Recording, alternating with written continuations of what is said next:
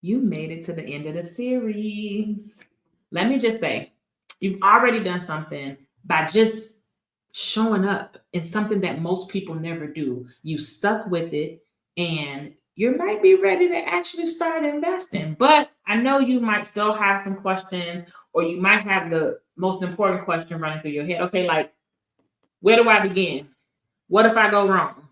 How do I know that now is the right time for me to start? So today, we're going to take all the things that you learn and we're going to put them into practice. We're going to pull them together, put them into practice. We're going to walk through you actually taking that first step together on this video without pressure, without perfectionism, and without fear. Let's talk about it.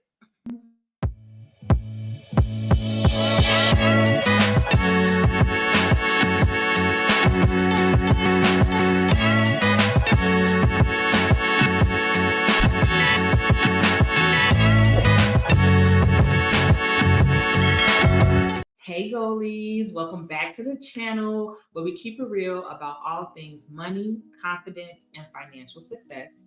If this is your first time here, I'm Mia, the Coin's Confidant, and I'm all about helping you build the confidence and clarity to crush your money goals. The first favor that you know I need from you is I need you to hit that like button. I need you to subscribe.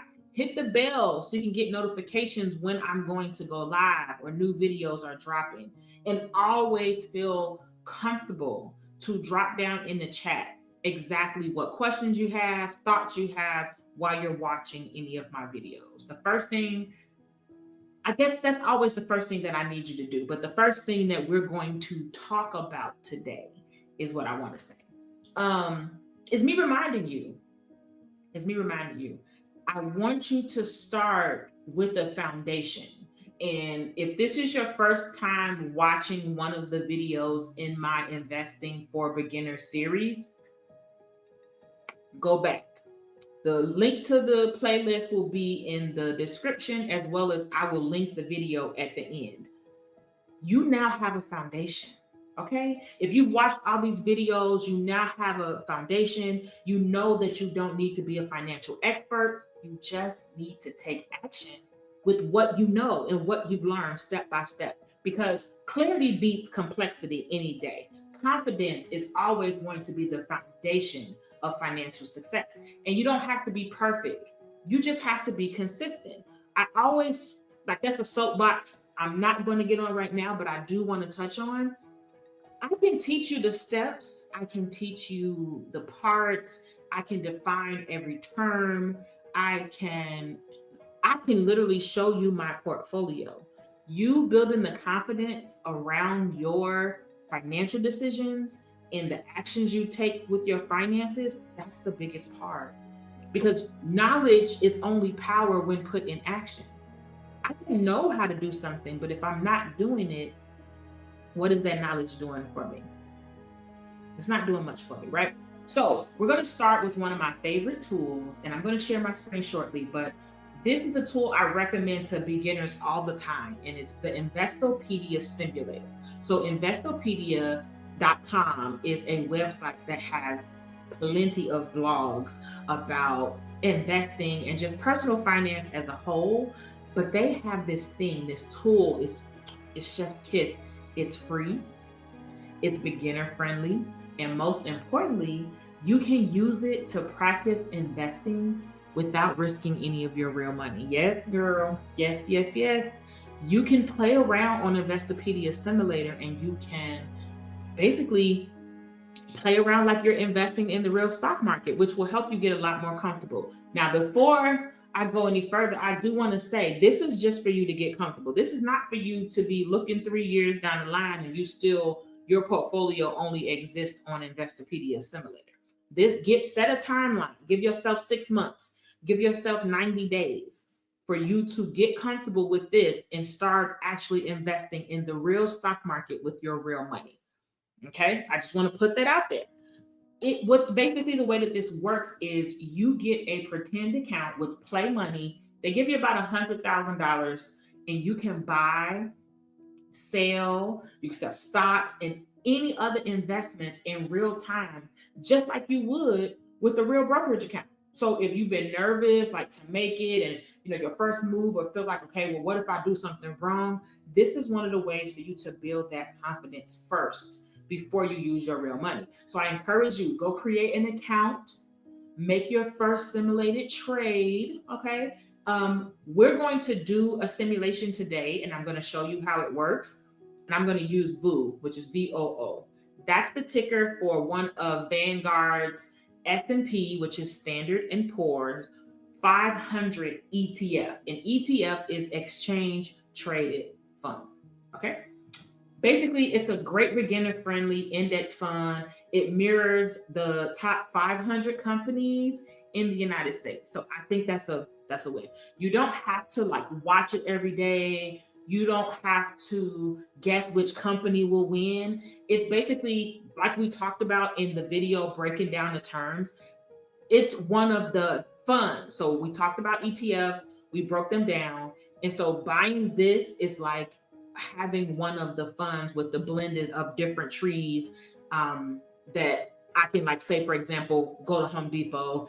The trees are already planted and all of the hard work has been done. I just got to take it, pick it up, take it to my house and drop it in the ground. That's what, like, an ETF. That's how an ETF works. It's already created. Nobody is there curating it. It's a set, more of a passive set and forget type thing. Okay.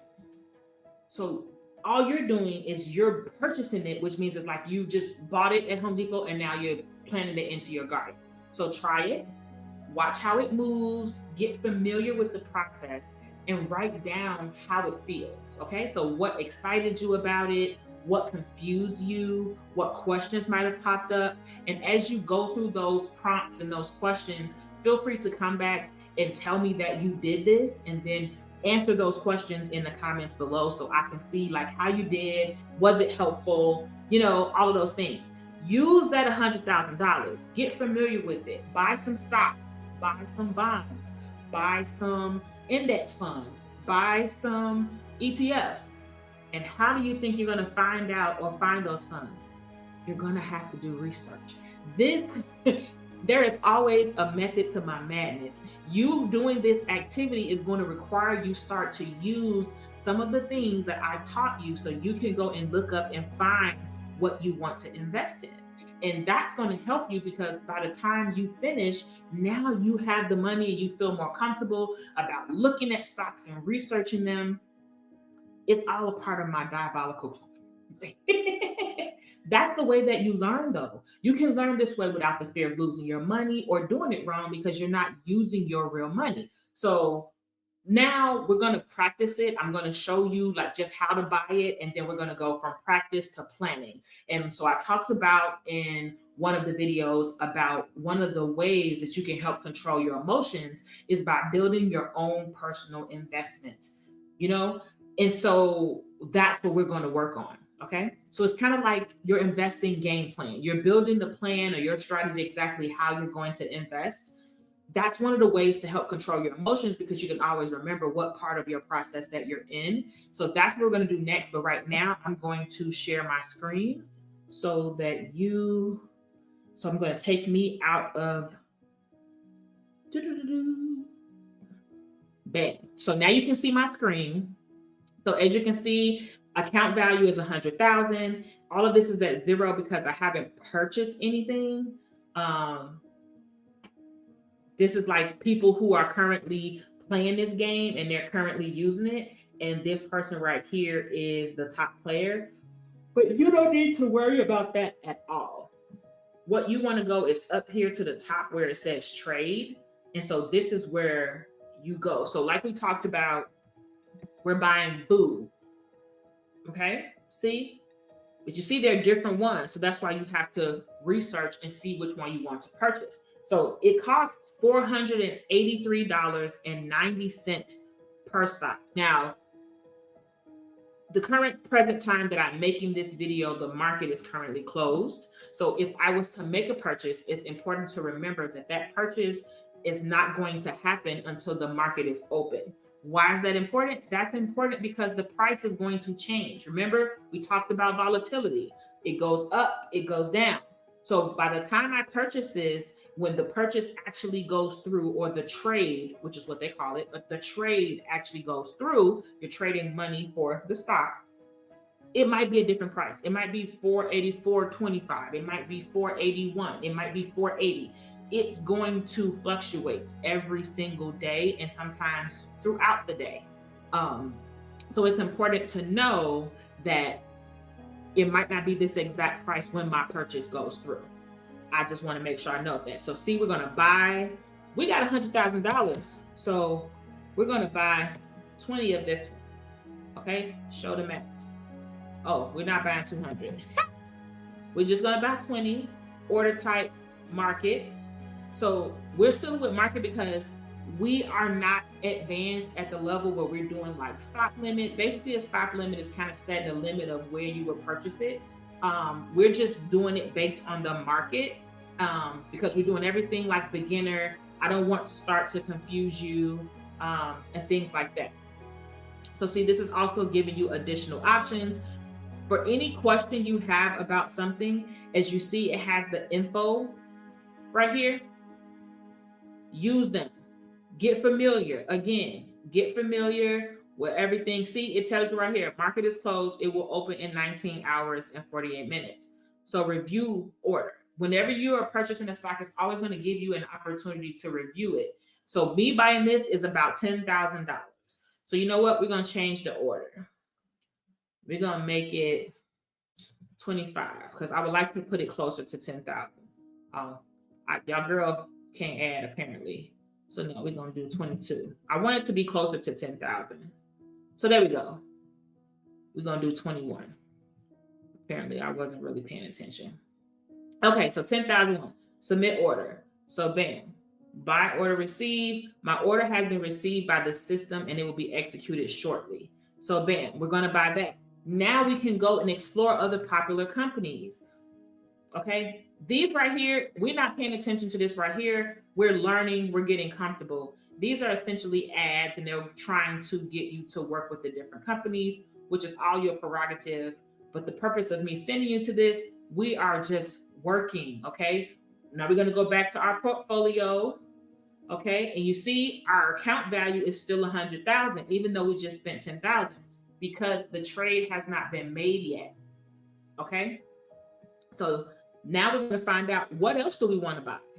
Now you're going to go research. So the same way we put view in there, you're like, okay, we can go in and we use Hershey in one of the other videos. Let's go research Hershey. So Hershey is 166. We can kind of see what's been going on. This is just from one day though. Let's look at what's happened in a year. Okay. Hershey's not doing as well as it was doing. It looks like a year ago, it was doing decent. Dropped down pretty bad in February 25. So that's why we want to pay attention to this. Look at 5 years. See how that went? Okay. Look like May of 2023, they were doing excellent. April 20, they weren't. But I mean, it was a panorama. The panorama affected a lot of companies. But look, this prime example of what I talked about in my last video about why the market drops and why you shouldn't just automatically, because the market drops, sell. So you see right here, it dropped down to 135 or 129. You might see that and be like, oh my God, the market dropped. I'm going to lose all my money and get scared and panic sell. But look what would have happened if you took it out. You see that? It got all the way up to 273 in 2023. So if you took your money out right here, you would have then actually accepted that loss and locked that loss in. But leaving the money in, at the very least, you get it back up to here where it can recover and you make your money back. The market goes up and down. You see how much that thing fluctuates, baby? It's like a roller coaster. This looks like a roller coaster at Six Flags. It's like, come on. So I just wanted to kind of show you what that looks like. It's going to look for you to invest, okay? So now we're going to get into actually creating your game plan, because I think that's very important. And it also can help you kind of control your emotions. So the first thing you want to do is define your financial goal. Different goals are going to require different strategies. So that's why this is important. So you want to start by getting very clear. There goes that clarity that I was talking about. This is important too, because this is why you can't look at somebody else's journey and say, oh, I'm going to do exactly what they're doing, because your financial goals might look different than theirs. Like me, my financial goals might look different than someone else's. It could be 100 of us in the room and we all have different goals. And even if we have some similar goals, we might have different priorities attached to them. So that's why it's very important for you to do your own self journey to figure out, like, okay, this is what I need to do. Okay, so I'm going to give you a few examples of what type of strategies you can use. So, of course, you have short term goals. So, your short term goals, this is like within 1 to 3 years. These are the things that you're trying to get accomplished within the next 3 years. This can be saving for a car, this can be buying a house, this can be starting a fund to help you open a small business. This can be starting a fund for some professional development that you're interested in. You always want to invest in yourself. And when they're saying pay yourself first, this is the prime example. And a prime example why your savings are your seed money to wealth, because you starting to put that money to the side for these short-term goals is what's going to change the trajectory. Is going to change the trajectory of your life for 5-10 years. Okay, what you do today is going to affect what happens 5 years from now, 10 years from now. You want to be safer. You want more accessible options. Investments might not be the best move for you unless you're willing to handle some risk during that time. Maybe you're retiring in 3 years. You need more conservative options in order for you to accomplish your goals. So when you move past the short-term goals, now you have the midterm goals. These are goals that you want to accomplish within 3 to 7 years. This also still can be buying a home. It could be a big family vacation. It could be a milestone birthday party, a milestone birthday trip. This can be college fund for children. This can be some special program or extracurricular activity you want your children to go in. This can be, your options are endless. So for this, you could possibly combine investing with savings. You want still a little more conservative, like not a completely high risk and aggressive portfolio you don't want. Or maybe you do like bond heavy ETFs could work, because remember, bonds, they grow slow and steady. They're not as aggressive and risky as buying stocks by themselves. So just kind of reminding you some of the things from previous videos. Then you have your long-term goals. This is if you're not retiring or doing anything. This is 10 years and beyond. This can be retirement. This can be creating wealth. This can still be college fund. This can be just you wanting financial freedom. Okay, you wanting to be able to do more with your own time. These are the goals that you can lean into higher growth investments like index funds, ETFs, or stocks, because you have more time on your side to accomplish them.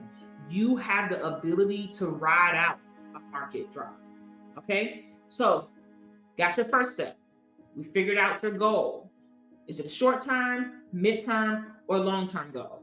The second step is to decide how involved do you want to be? Like, how much of this do you want it to be hands on? How much time and ability do you have to make it hands on? Like, if you already work, if you have children, you got pick up, drop off, you're pretty much a professional Uber driver for your children, other things that you're doing, life, working out, taking care of your health. Sometimes you might have a lot of things on your plate that maybe you don't have the time to be as involved, even if you want to be. But that's the second thing you need to figure out. Like, I got my goals, I got my short term, my long term, my midterm. Okay, how involved do I want to be? How much of this can I physically afford to be hands on and do myself? Or do I want to be hands off? That's what you need to know. If you want to be the person researching companies, building custom portfolios, you might enjoy picking your individual stocks. But if you would rather automate or like not have the stress as much, then it might be better for you to stick with ETFs or index funds. Because like we talked about, that's spreading your risk around, and it's eliminating your need to do all the research. Because if I have an index fund and this index fund has 100 companies in it, how much time would it take for me to have to research 100 companies as opposed to having to research this one index fund or this one ETF? Okay. Anything I'm saying that confuse you, let me know. If you haven't watched any of previous videos and some of this might be confusing to you, watch the playlist. The playlist is called Investing for Beginners from Clueless to Confident. And this should be great and helpful for you. But if something is confusing you and you've watched the previous videos, comment down below and I'll make an even better breakdown video for you. So just let me know. I also want to remind you, this is not investment advice. I am not a financial advisor. I'm not here telling you what to pick, what stocks to buy. I do not have any suggestion for those. I cannot give any blatant information without knowing you or anything like that or what you should do. And as I'm not a financial advisor, I can't give it if I do know. I am here to give you education, information, help you process and learn and get more comfortable about it. If you are looking for somebody to give you investment advice, you need to get you a certified financial planner, a financial advisor. Those are the individuals who would help and give you information about investing. Okay? Okay, so the third thing you want to do is, we're going to recover. The first thing you did was you chose your goal timeline. The second thing you did was you identified how active or hands-on and hands-off you want to be. So the third thing you need to do is pick what platform fits you. Is it Fidelity? Is it Vanguard? Is it Schwab? They all do a job. The best one for you is one that you'll actually use and feel comfortable navigating. So you might want to go on all the different websites, maybe Google it and look up some different blogs that give you like a comparison and a pro and cons, because that will help you learn more about the platforms to see which one you might feel better. Or you might just go click around and see what it looks like and be like, you know what, I don't like this. I'm not very tech savvy and this website seems complicated, so this is not the website for me. So that's the things you have to do. So your fourth step is, once you did 1 through 3, now you need to automate your investing. This is when you create your own system. Even if it's just $50 a month, $25 a pay period. If that's what you're starting out with, I promise you it will still grow. You can always increase it later. As you get promotions, as you move and get a better job making more money, then you increase how much is going to your investments. That's the name of the game. The key is always going to be consistency. And I know you've all heard me say it multiple times, because I cannot stress to you how true it is. Investing is less about timing and it's more about you staying in the game and continuing to play the game. Okay. It's about resilience. So we're going to make it a little bit more personal. And I want to share with you how this might look at different stages. So one of the things I see all the time is people feeling like it's too late for them to start investing. It's too late for them to achieve their financial goals. And that couldn't be further from the truth. So if you are in your 30s, you might be juggling student loans, you might be thinking about buying a house, or even if you're just starting to prioritize retirement or just getting your finances in order or setting financial goals. This is a great time for you to start, but consistent. You got to start and be consistent. You can set up a Roth IRA. Look into that if that's something that works for you. Research Roth IRAs. You can choose an ETF like we chose today. You can set the automated $50 a month, $100 a month, and continuously make sure you're investing it and let it grow. So just because you're in your 30s, it doesn't mean you're too late. If you're in your 40s, you might feel like you have pressure, like, oh my God, I need to catch up, especially with retirement starting to get a little bit closer for you. You're not behind though. I don't want you to feel like you're behind. You're building forward. This is the time to reassess your goals. It's time for you to increase your contributions, if possible, of course. And then you want to take advantage of your high earner years, okay? So typically you're getting older. You've probably had more time on the job. You're building more experience. You typically would be a higher earner than you would be possibly in your 20s or 30s. You want to take advantage of that time to be able to put more in there so that it can go to work. Now, if you're in your 50s, you might be worried. I've had people approach me in their 50s thinking that it's too late, that, oh, why should I even try? You might be worried that you waited too long, but trust me, listen. Progress is still progress. So you can make catch-up contributions when you're over 50. And so that's one of the things we're going to talk about in my bonus video where we're going to touch on retirement. But you can make catch-up contributions if you're over 50, and that basically is the IRS allowing you to put more money into the account than I can because I'm not in my 50s yet. So see, you got options out there. You can put them in your portfolio towards lower risk investments while still allowing you to have some time for growth. Now, granted, of course, you can't replace the time, but you still can put money towards your future life, let it grow, let it build, and build something for yourself. Don't let it discourage you and think that no, it's too late to start.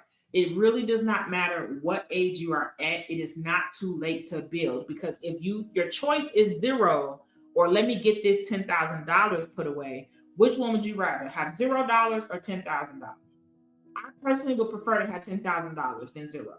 So I think it's important for us to know that sometimes it's not your fault that you're just now learning about investing. It's not your fault that you haven't been exposed. Nobody around you may even be talking about investing before, but you're breaking that cycle so that the people after you will. You're breaking that cycle because you're making it more comfortable to even have the conversation. And I'll say it again, you also don't need to be fearless. I don't want you to think these videos are to make you think that you're supposed to just be like, let's go and not have any worries or fears. I'm trying to help you ease your fears. So the goal is just to get started. It's a long game, okay? There is no finish line. It's not a race. The goal is always going to be progress and not perfection. You don't have to do it all. You just have to do your part. And your part might start with one small automated investment. That's what it might look like. One entry into a simulator, one moment of choosing confidence over fear, or confidence despite fear, might be the beginning of your journey and the beginning of something beautiful. And if you're ever unsure of the next step, drop a comment, put something in the chat, because that way I can answer your questions. Maybe I can share some channels with you or some financial advisors, people for you to follow and see if you resonate with them. Thank you so much, you guys, for sticking with this series. Just because you're stuck with this series, I have another bonus video that'll be coming out next week. You've learned, you've grown, and you've taken in a lot of information. And so I'm proud of you for that. I'm proud of you. I'm happy for you. I'm excited for what's to come for you, because you're showing up for yourself, which is one of the best confidence builders that you can ever have. So if you haven't already, check out the rest of the videos. Again, the playlist is called Investing for Beginners, From Clueless to Confident. Okay, stay tuned for the final video. I'm going to help you recap everything, get clear on how to keep building the momentum, and we're going to talk about retirement accounts. That's what we're going to talk about next. So until next time, keep showing up for yourself and crushing your money goals.